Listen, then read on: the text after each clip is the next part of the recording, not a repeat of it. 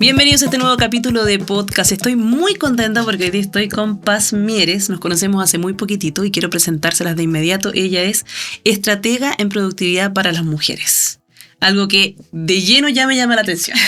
¿Cómo estás, Paz? Muy bien, Andrea. Muchas gracias a ti y al equipo por invitarme a esta conversación y por también hacer iniciativas tan importantes en la región como esta. Así que yo feliz de compartir el aprendizaje y el conocimiento. Maravilloso, porque hoy día vamos a aprender hartas cosas, temas que a lo mejor no se tratan normalmente o temas que desconocemos y que nos van a aclarar hartas cosas, principalmente a nosotros las mujeres, y también va a servir para que los hombres conozcan un poquito más de este tema, ¿cierto? Totalmente, sobre todo quienes están en puestos de liderazgo, en quienes trabajan en equipos con mujeres. Muchas veces como que pensamos que la salud de las mujeres es muy oculta, está muy adentro, y bueno, hoy día venimos a romper un poco de mitos también. Sí, así es. Pero yo quiero partir preguntándote, porque previo a la entrevista yo te dije cómo te presento. Entonces tú me dijiste cómo quieres presentarme.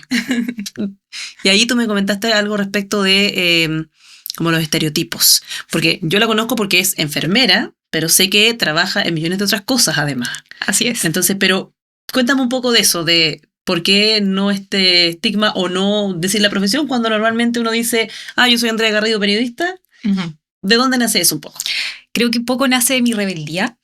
De mi rebeldía de decir, no soy como solo eso, sino que soy Paz, una mujer que es hija, es tía, es pareja, que yo me declaro en sí misma como una multipotencial. ¿Por qué? Porque tengo un trastorno entre comillas, pero en realidad déficit atencional, que me ha llevado a aprender muchas cosas a lo largo de mi vida, que cuando era chica era como casi que uno tiene la casilla. Claro. Entonces me pasó que la pasé muy mal en la parte del colegio. Me iba muy bien, siempre fui una muy buena estudiante, pero después de eso me gustó como ir a distintos lados. Yo siempre supe que no iba a ser solo enfermera, por ejemplo, y que quería explorar otras áreas. Y por eso me declaro hoy en día como una multipotencial, que no solo es enfermera, que es marketer, que se ha especializado en la línea de la salud hormonal de las mujeres, pero que también tiene toda una línea de desarrollo en el ámbito de la productividad.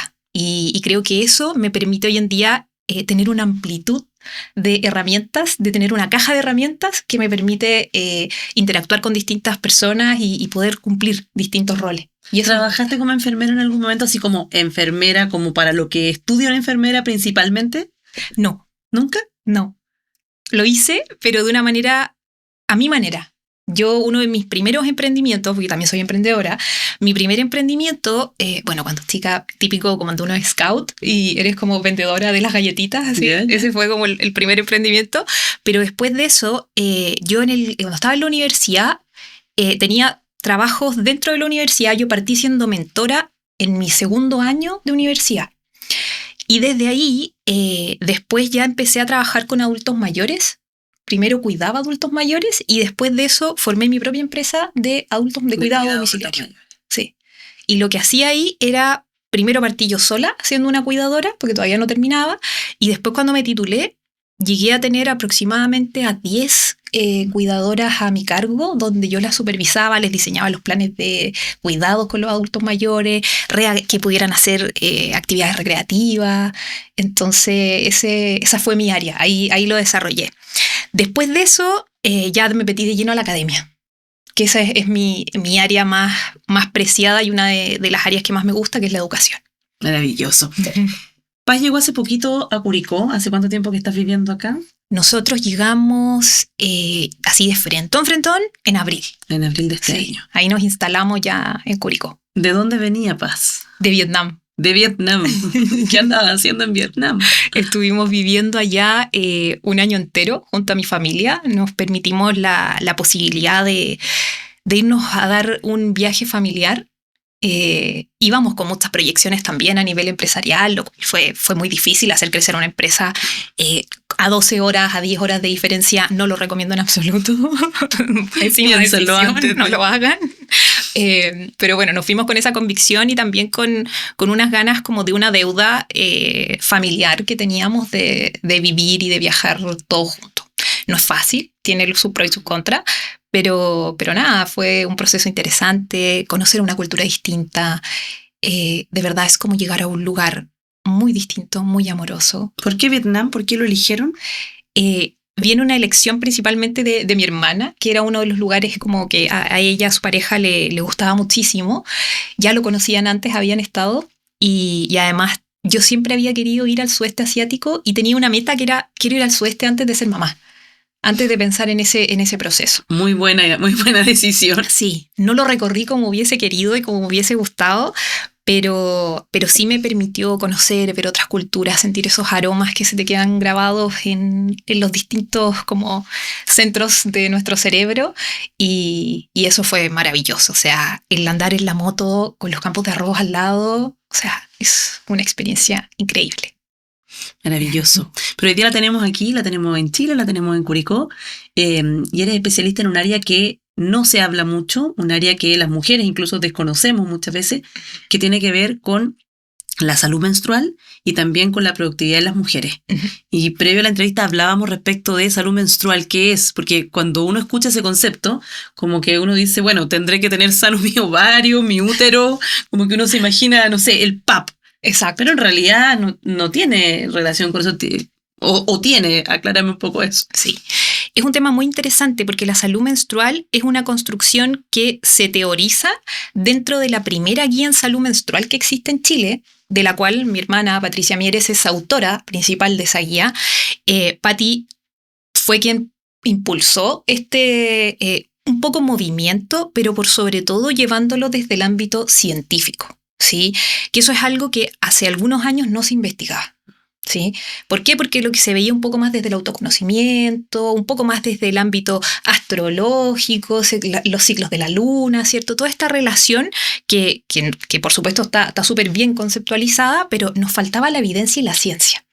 Y hoy en día sabemos que la salud menstrual, de acuerdo a los lineamientos internacionales, en el año 2021-2020 sale la primera declaración donde se habla del derecho a la salud menstrual y que tiene que ver con el bienestar, así tal cual como es la salud. La definición de salud es que las mujeres tengan las condiciones biológicas, ambientales, sociales para menstruar con dignidad, pero también evitando todas las alteraciones de la salud menstrual, que hoy en día son tremendamente predominantes. O sea, una endometriosis tiene un diagnóstico promedio de 7 a 10 años.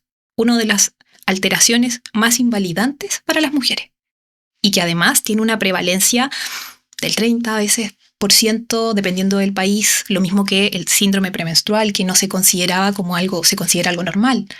El dolor menstrual hoy día todavía sigue siendo algo que muchas veces las ginecólogas o los ginecólogos te dicen, eso es normal. O sea, es normal que te duela, es algo habitual.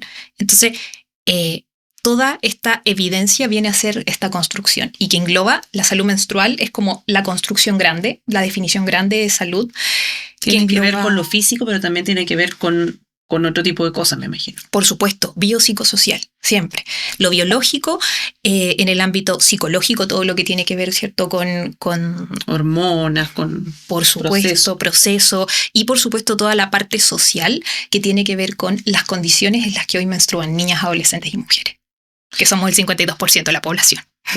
Y ese 52% de la población en Chile, tú que estás como encima de este tema, porque yo lo veo desde afuera y yo digo, no hay condiciones sociales para eso. No veo a nadie o no he visto a nadie preocupado ni ocupado de eso más allá de lo que tú me comentas, la guía, esto como pronunciamiento a nivel internacional, pero en un trabajo, no sé, yo he pasado 4 o 5 trabajos, como que no es un tema que se hable tampoco. Exactamente. Cada vez es bueno porque esto se ha ido visibilizando a propósito primero como de organizaciones un poco más autogestionadas, ¿cierto? Empresas que hemos empezado a visibilizar la salud menstrual sacándola desde este tabú, ¿cierto? ¿Por qué? Porque hay una dimensión que es como privada solamente. O sea, yo creo que tú te acuerdas en el colegio cuando el intercambio como de toallitas higiénicas era como si estuviésemos traficando droga. O sea, entonces todo esto empieza a generar un estigma y además desde el ámbito social para las niñas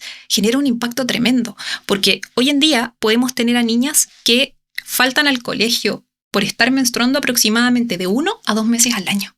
¿Tú te imaginarás el impacto que eso tiene en el aprendizaje? Y esa falta del colegio es porque no están las condiciones, porque no existe información, ¿por qué? Todas ellas y más. Sí. Porque no tienen información, porque no saben que Algo tan sencillo como tener un basurero con tapa cambia la experiencia menstrual de esa niña. Algo tan sencillo como tener un baño con pestillo, sientan la seguridad de ir a poder hacer la gestión de su insumo, sea cual sea, es necesario.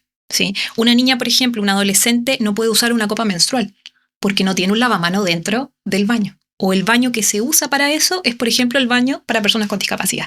Claro. Entonces, ese estigma va mermando y va generando ciertas capas de resistencia, niñas que no quieren tener sus periodos, o incluso pasa algo mucho más importante, que son las alteraciones del ciclo. O sea, cuando tenemos una niña con un dolor recurrente, invalidante, esa niña ni siquiera lo avisa, ni siquiera el profesor sabe, y no se da cuenta porque la niña falta todos los meses, o llega con un justificativo de que no puede hacer educación física. Pero no se entiende el porqué detrás del porqué. Oye, es un tema que realmente siento que en nuestro país está muy poco explorado. Me siento tremendamente privilegiada de poder entrevistarte y conocer más de eso, y que también todos quienes estén viendo el podcast, hombres y mujeres, puedan entender que esto es importante. Quizás a lo mejor en una sociedad que es más paternalista como la nuestra, hay una distancia más allá del tema, hay mucho tabú, hay mucho pudor también de hablar del tema, pero siento que de todas maneras poner este tipo de cosas sobre la mesa genera al menos ese bichito de saber que algo está pasando y que algo está ocurriendo en un tema tan importante y tan natural como menstruar. Exactamente, o sea, como algo tan importante, y ahí me suma y me hace recordar inmediatamente el hito que es importante de la menstruación, que no es solo la menstruación, sino del ciclo menstrual, que es la ovulación. La ovulación es el hito más importante del ciclo. No por la fertilidad. Muchas veces pensamos que es como, sí, porque eso te va a permitir ser madre. Obvio que sí, por supuesto. Pero la ovulación nos genera algo tan importante como la protección en nuestro cerebro. Y eso es clave, porque si hoy día las niñas, las adolescentes tuvieran ese acompañamiento, supieran la relevancia que tiene el estrógeno, la progesterona, estoy hablando de hormonas, lo más sencillo, pero que son las hormonas un poco más predominantes en el ciclo, sabrían que su musculatura va a estar más fuerte, sabrían que su cerebro va a estar mucho más despierto para poder aprender. Entonces, evitaríamos lo que está pasando muchas veces ahora, es que se suprime el ciclo desde edades tempranas. Sí, con los anticonceptivos orales, que me parece que siempre son una súper buena herramienta, pero si nosotros pudiéramos implementar políticas de registro, de entendimiento de este ciclo, de que las niñas hoy en día pudieran estar algo tan sencillo como tomarse la temperatura, con un termómetro basal que vale $10 en Mercado Libre. Te quiero preguntar respecto a eso, porque cuando presentamos el tema, comentamos que íbamos a hablar de salud menstrual, que un poco ya hemos escarbado un poco en eso, pero también de productividad relacionada con el ciclo menstrual. Y tú recién mencionaste que la ovulación es un periodo en que uno tiene más claridad mental, tiene una actitud física más vigorosa, pero ¿cómo se va transformando ese ciclo a medida que pasen los días de este ciclo de 28, 30 días, digamos? ¿Cómo se va transformando o cómo es la productividad de la mujer, o cómo debería acomodarse la productividad de una mujer cuando durante 28 o 30 días no estoy de la misma manera? Este es un tema que a mí me encanta, porque además hay muy poca evidencia científica en relación a esto. Pero una de las cosas que más nos dice la evidencia científica, y sobre todo los últimos metaanálisis, ahora salió hace muy poquito, en abril, mayo, por ahí, un metaanálisis que hace una investigación de al menos 110 estudios donde se analiza qué es lo que pasa dentro de ese ciclo y saber si hay alguna alteración cognitiva, ¿ya? O si cambia algo. Porque hoy día tenemos una construcción también social que dice esto como, estás hormonal, estás enojada, o sea, andáis con la regla, ¿cierto? Como esta típica, un poco, es violencia, ¿cierto? Por donde se mire. Y por otra parte, está también esto como, por otro lado, hay muchas influencers hablando de como casi tienes que entrenar o tienes que aplicar carga aquí, tienes que hacer, pero todo es variable. Claro. Y una de las cosas más maravillosas que tiene el cerebro de las mujeres, porque todo esto nace acá, el ciclo menstrual es un hito que nace en el cerebro. ¿Por qué? Porque se activa un eje que es clave, que es el hipotálamo, hipófisis y el ovario. ¿Ya? Yeah. El hipotálamo es una zona muy chiquitita que da llamada estímulo y le avisa a la hipófisis de que tiene que secretar ciertas hormonas para que despierten a ese ovario y les digan, oye, toca madurar un folículo para que hagamos la ovulación y podamos hacer todo el proceso, ¿cierto? Porque el hito más importante, como yo lo había mencionado, es la ovulación. Entonces, ¿qué es lo que ocurre con este metaanálisis? Es que dice, y hay algo muy lindo, que el cerebro de las mujeres es demasiado resiliente. ¿Y por qué ocurre esto? Porque se adapta al entorno, ¿sí? ¿Qué significa esto? Que nosotros podemos hablar de una productividad, que yo le hablo la productividad sostenible, porque tú entendiendo tu ciclo saludable, puedes ir identificando qué alteraciones puedes ir teniendo en ese ciclo. Por ejemplo, si tuviste un momento muy estresante, llevas meses estresada, es probable que se puedan generar ciertos desajustes en ese ciclo. Por ende, cuando nosotros pensamos en estas subidas de estrógeno, ¿ya? Porque dentro de las neuroimágenes, cuando nosotros analizamos todo lo que son las imágenes, el estrógeno que sube en la primera parte del ciclo, ya lo voy a decir como en números, pero obviamente entendiendo que no son los primeros 15 días, sino que es mucho antes, y en estos días ocurre este pic de estrógeno.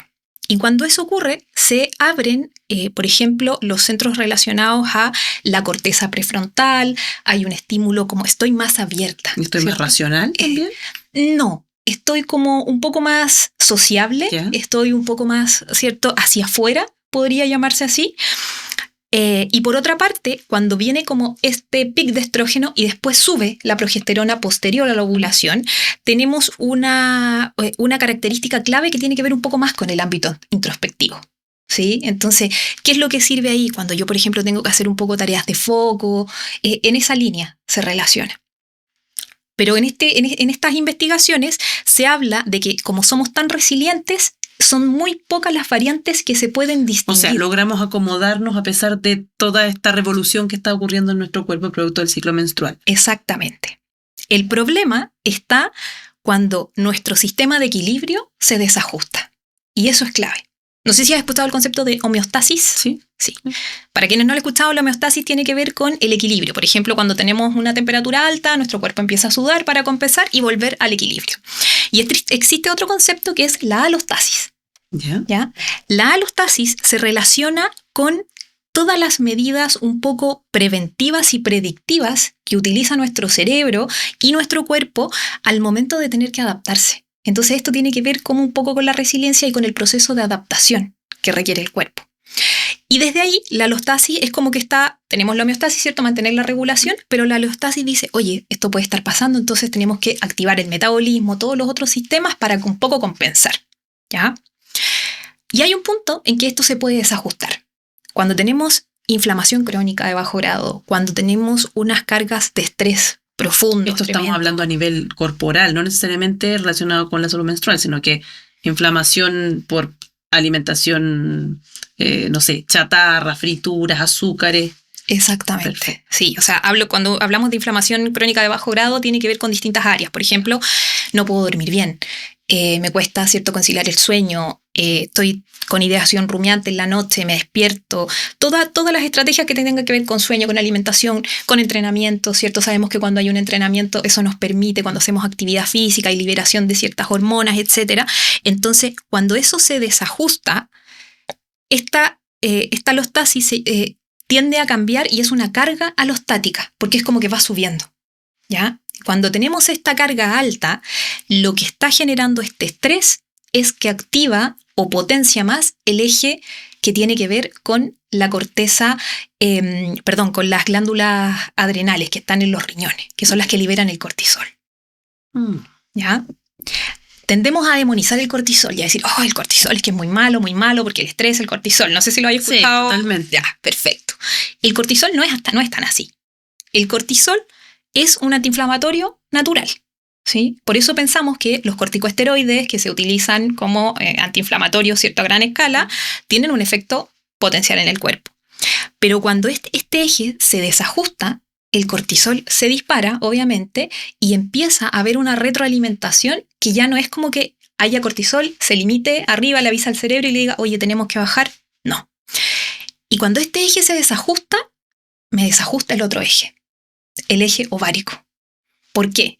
Porque la progesterona, que fue la hormona que yo te mencioné, que es la parte de la segunda fase del ciclo. Subió después de la ovulación. Sube después de la ovulación, ¿cierto? Porque se llama progesteronona porque es progestación. Para eso ese es su nombre. Por eso viene ese nombre. La progesterona y el cortisol tienen, se sintetizan del mismo lugar. ¿Ya? O sea, eso quiere decir que es como que yo tengo acá esta molécula que me puede generar cortisol y progesterona. Perfecto. Pero el cuerpo está en estrés. Yo, por ejemplo, tengo una mente un sistema simpático que está en alerta.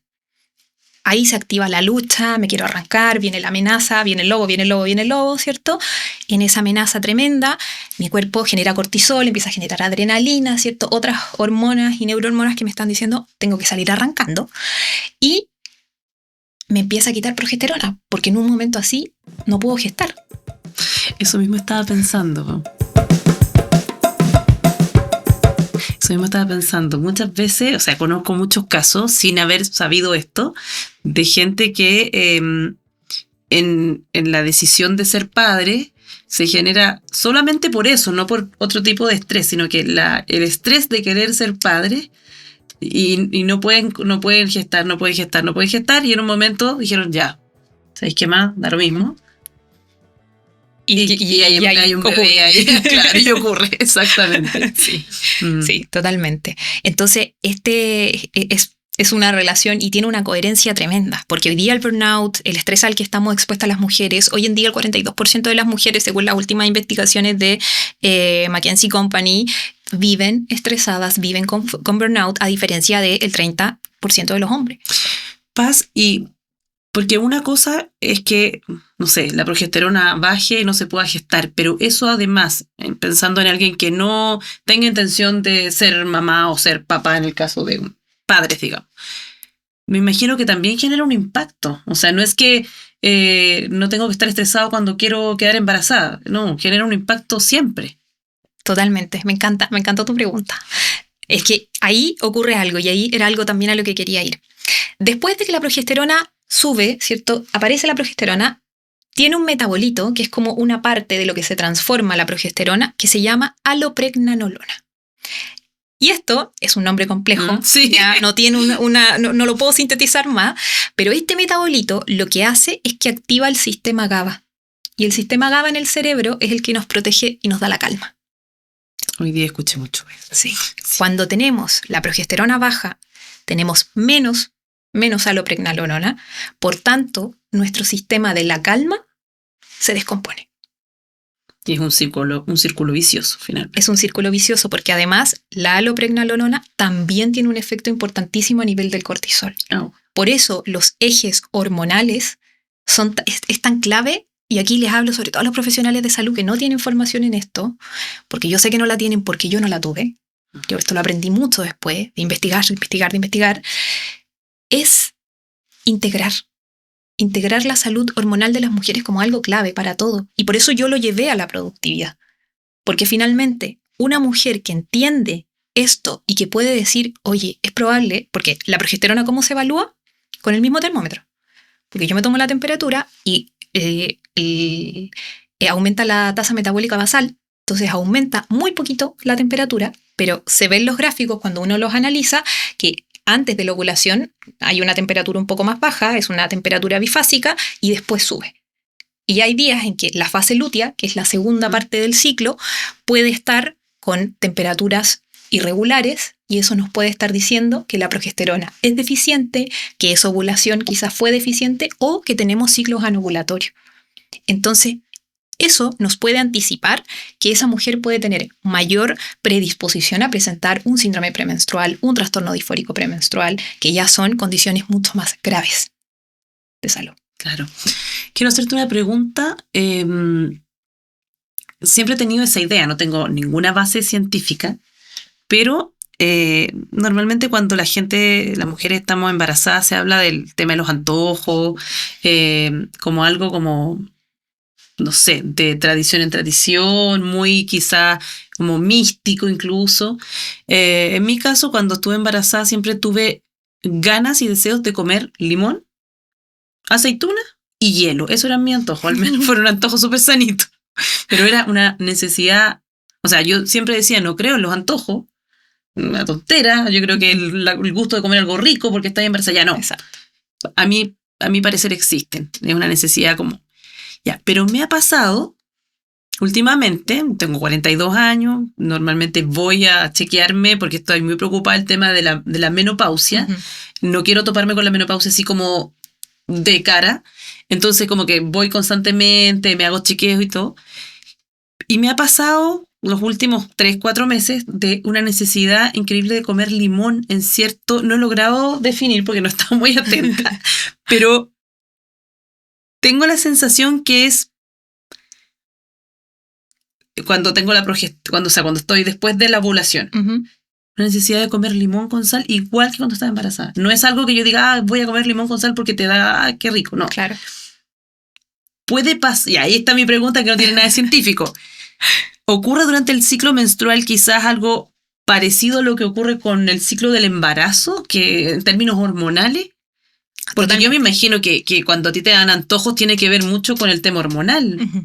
Sí, muchos tienen que ver con el tema hormonal, otros tienen que ver con la deficiencia de ciertos nutrientes. Hay, por ejemplo, yo he escuchado historias de mujeres como que quieren oler pasta de zapato, como cosas que son muy puntuales y que en realidad tienen que ver con los centros cerebrales que se están encendiendo.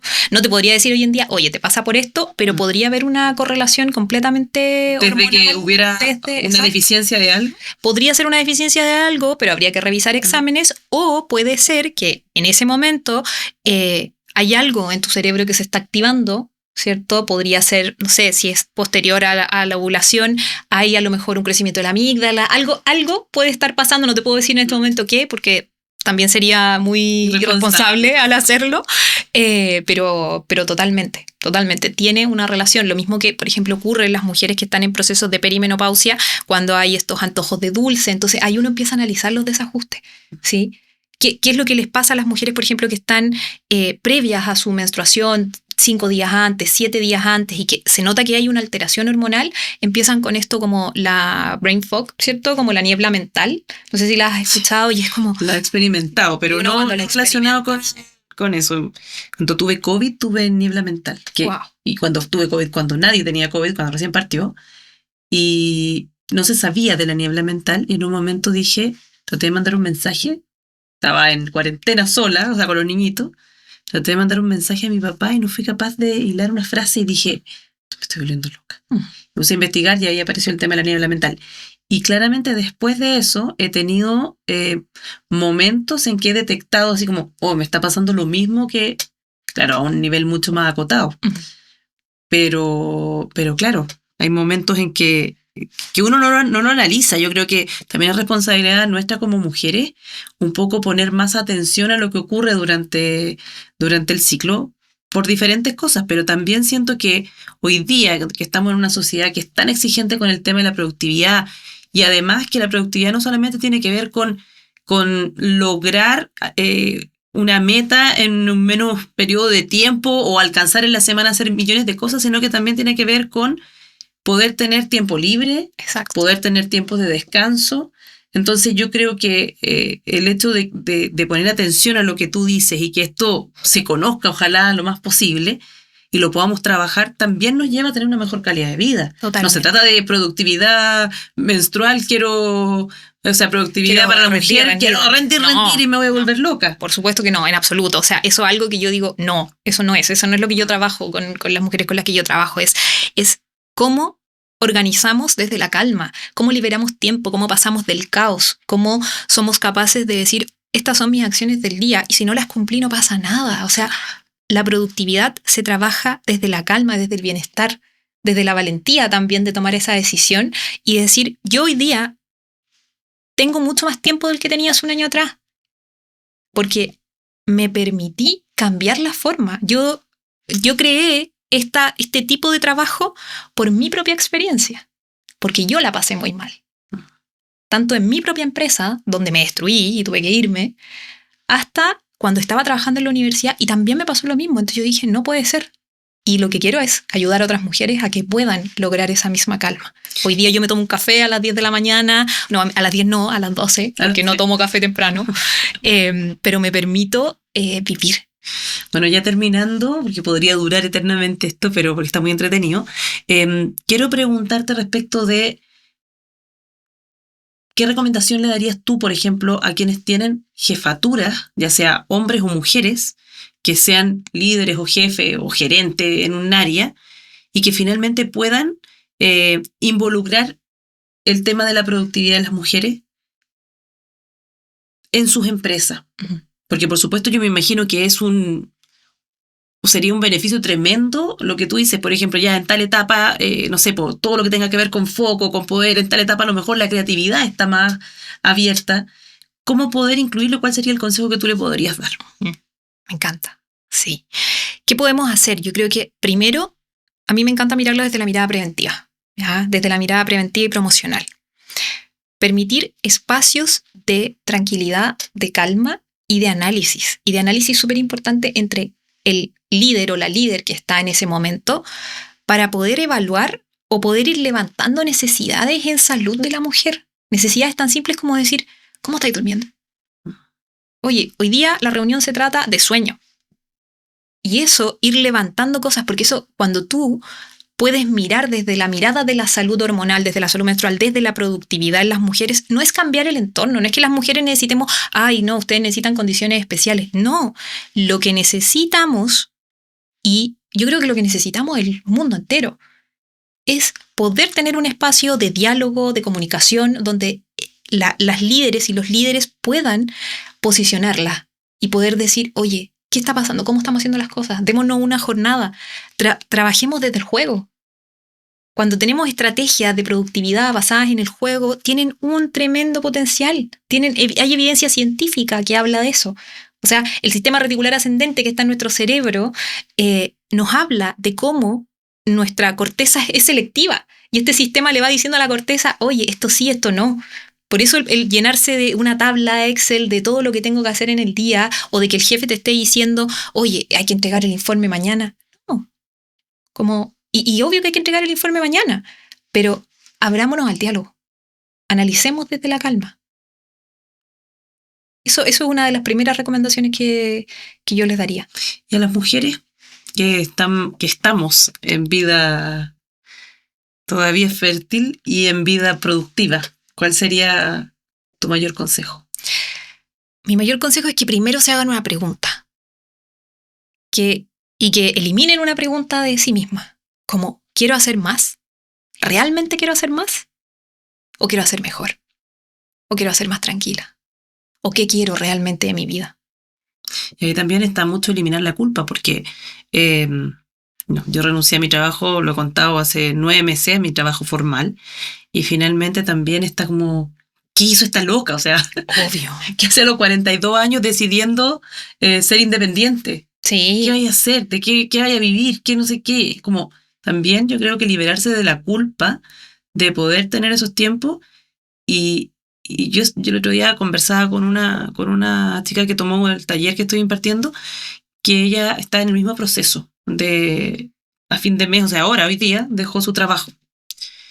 Y yo le decía, o sea, admiro la valentía porque viví ese proceso y sé que no es fácil, cuesta.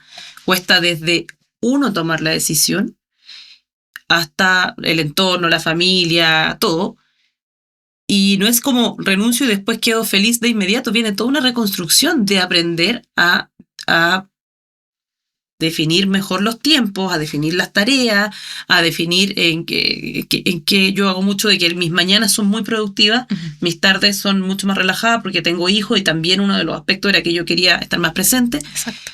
Pero también de poder decir si me puedo y me quiero tomar un café a las 10 de la mañana, a las 12 ya con La Paz, no tiene nada de malo, no tiene, pero finalmente vivimos en una sociedad que sí te hace sentir que si estás a las 10 de la mañana tomándote un café es porque en realidad eres floja. Eres floja. Sí, como así, digámoslo tal como es. Sí. Porque además la sociedad te mira así como, ¿y qué está haciendo esta galla sentada aquí? Porque obvio, o sea, más encima en Chile igual no vamos a mentir cómo son las cosas.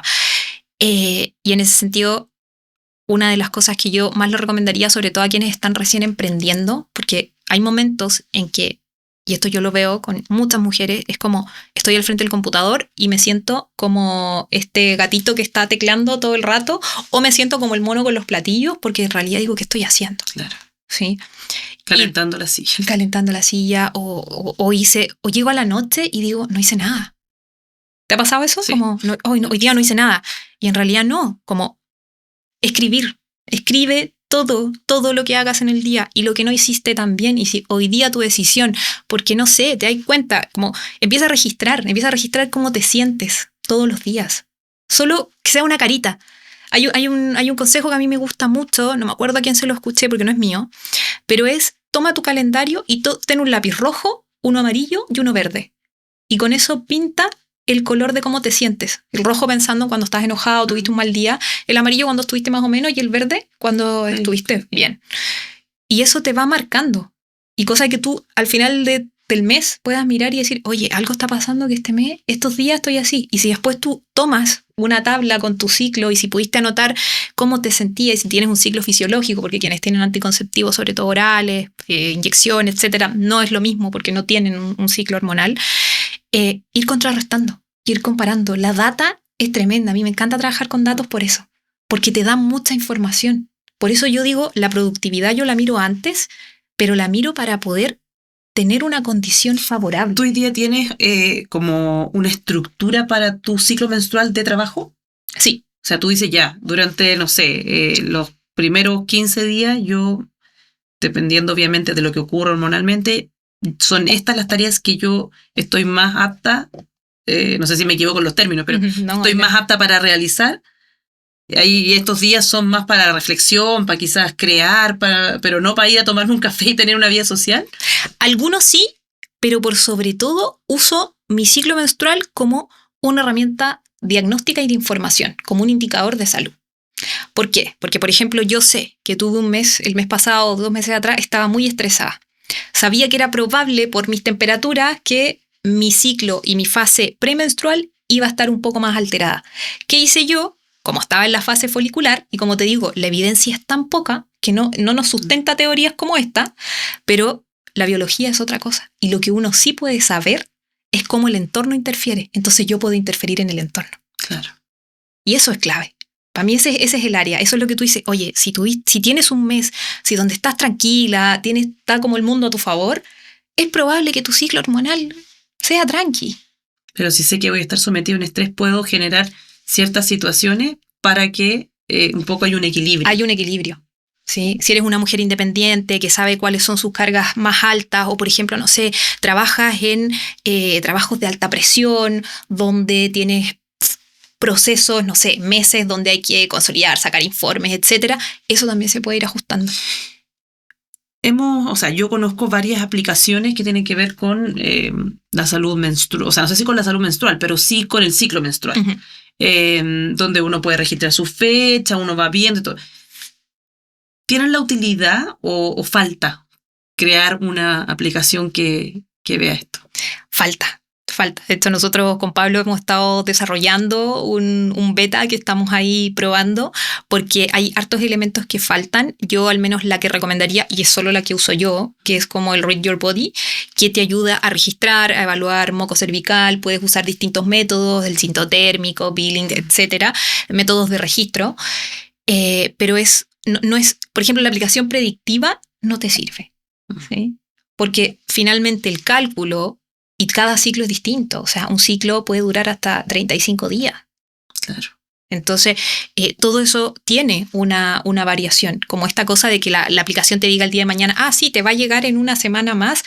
No, porque incluso eso puedes tener después un embarazo no deseado. Claro, exactamente. Oye, muy interesante el tema. Quiero preguntarte ya para finalizar dónde podemos encontrar más información sobre esto, porque yo sé que van a quedar muchas dudas, así que para que notes tus redes sociales y pueda la gente buscar y seguirte ahí, que yo veo siempre que estás muy activa y generando muchas piezas audiovisuales que son muy interesantes y que uno le despierta y dice, oye, esto... De hecho, por ahí yo llegué al tema. Sí, Sí, bueno, en LinkedIn, Paz Mieres González, ahí me encuentran, ahí tengo actividad y por supuesto en Instagram estoy como Paz-Mieres, ahí también pueden encontrar toda la información, prontito va a estar la información de los programas que estoy desarrollando, así que ahora he estado como un poco en pausa, pero ya retomo ahora este último semestre, o sea, este último trimestre, para poder seguir ayudando y acompañando sobre todo a mujeres líderes, a mujeres que se sienten en el caos. Tengo una metodología muy interesante que se llama Valentía, que viene desde ahí, cómo incorporamos la inteligencia artificial, cómo liberamos tiempo, cómo diseñamos hábitos que sean sostenibles y, por supuesto, desde la productividad en calma y sostenible. Para mí es maravilloso, maravilloso. Oye, antes de despedirnos y agradecerte, por supuesto, quiero dejarte este regalito, gentileza de librería Mataquito, que está en Curicó hace muchísimos años y que lo pueden encontrar también en libreriamataquito.cl. Muchas gracias, Andrea. Muchas gracias a la librería por este regalo. Gracias a ti. Bueno, nos despedimos con esta tremenda entrevistada. Espero que sea de mucha utilidad este capítulo y que, por supuesto, abra muchas puertas para tener esa necesidad de conocer un poquitito más de este tema. Que estén bien.